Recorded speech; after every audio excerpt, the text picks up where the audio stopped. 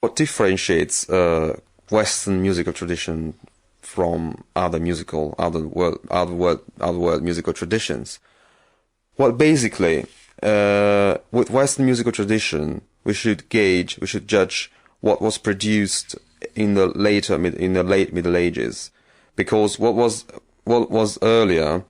produced earlier. First of all, there's a very scarce written record of it, because, for example, if we start Western musical tradition with what we regard today as Western musical culture, we'll start with Greece and ancient Greece, Mycenae, and these cultural areas. But in this age, music was not written because it was part of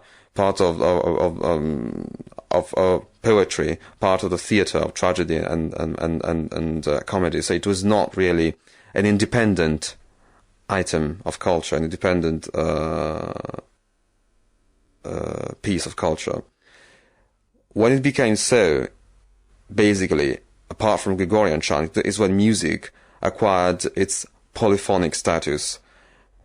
With polyphony, we usually mean a multi-layered musical structure in which two or more voices are sounding together. Why was this change so important? Because this required for the first time to devise a written musical system.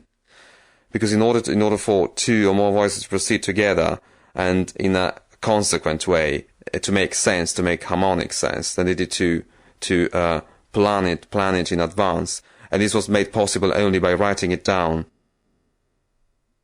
So basically, this allowed music to grow in wider and wider complexity, which was not possible if music had not been written down.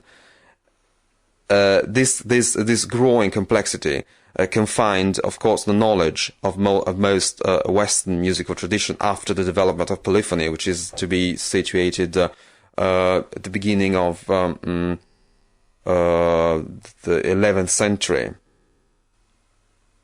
This allowed, as I was saying, allowed music to be developed on a very much technical basis, and fewer people were able to understand it, and they required a technical preparation, technical training, which in other musical traditions it was not so. Does not. Of course, it was required. There were some specialists, but they were not so separated from other people. They were not really professionals. This, as I was saying, this allowed a growing complexity, which accentuated the mathematical aspect of music in Western musical tradition. And in order to justify it culturally, musicians tended to link it to, curiously enough, to Greek theory, later Hellenistic theories, which saw music basically as a mathematical study of man and the cosmos, and they try to justify it in this way, of course, but which detached even more written music making from other kinds of music making. But this in itself means that in the Western musical culture, at least until the Renaissance, until late Renaissance, written music was not at all the prevailing aspect of music, because written music was mainly developed in, for example, in the south of England, France, and northern Italy. But in other parts of Europe, it persisted for a long time, a non-written musical tradition which was much more prevalent, had much more import on the cultural life of these countries.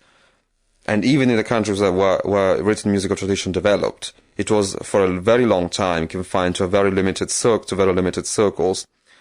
very elitist circles, and for example, within the universities or within the cathedral, cantors. in other musical traditions, non-Western musical traditions, musicians are usually have not a totally professional separated status, and their knowledge, the music knowledge, is much more linked to their musical, to their wider cultural environment, and they're not they're not so much linked to written tradition. In some cases they have no written tradition at all. In others they have it, but it's just it's just an aide-memoire. It doesn't really have it's not really basic for them to perform music. So basically, what differentiates Western musical culture from other musical cultures is the writing, is the written, is the relevance put on